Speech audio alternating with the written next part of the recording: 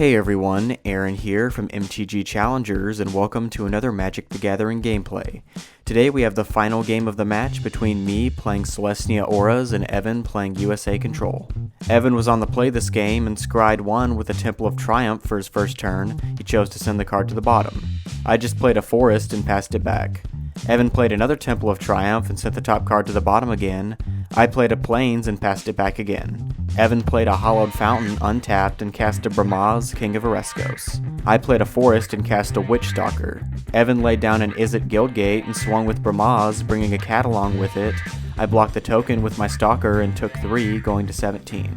I played a Temple Garden tapped and enchanted my Stalker with an Unflinching Courage. I chose to pass the turn without attacking.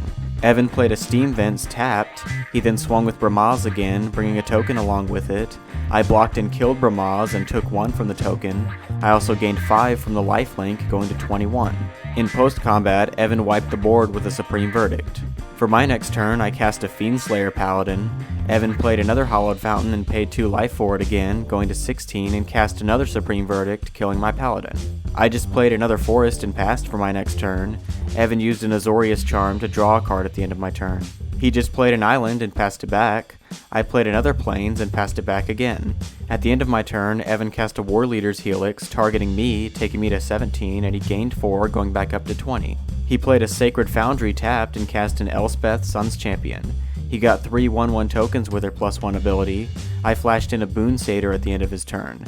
I played a Temple of Plenty, scrying 1 and sent the top card to the bottom. I then enchanted the Satyr with 2 Unflinching Courages and swung with it for 8 at Elspeth. Due to the trample, Evan didn't see the point in blocking with his tokens, so he let her die and I went up to 25. He played another Sacred Foundry tapped and swung for 3 with his tokens, taking me to 22.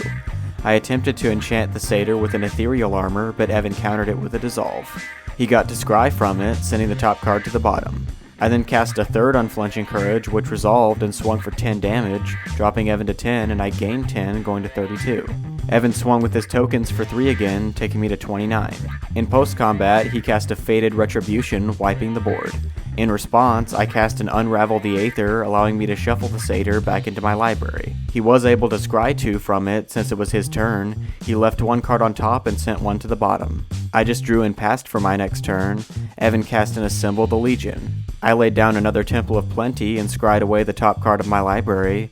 At Evan's upkeep, he put a muster counter on his Assemble the Legion and got a 1/1 soldier token with haste. He then swung with it, taking me to 28. I cast an Unravel the Aether on my next turn, forcing Evan to shuffle the Legion back into his library. He played a tapped Steam Vents and poked me with his soldier again, taking me to 27. I just played a tapped Temple Garden for my next turn.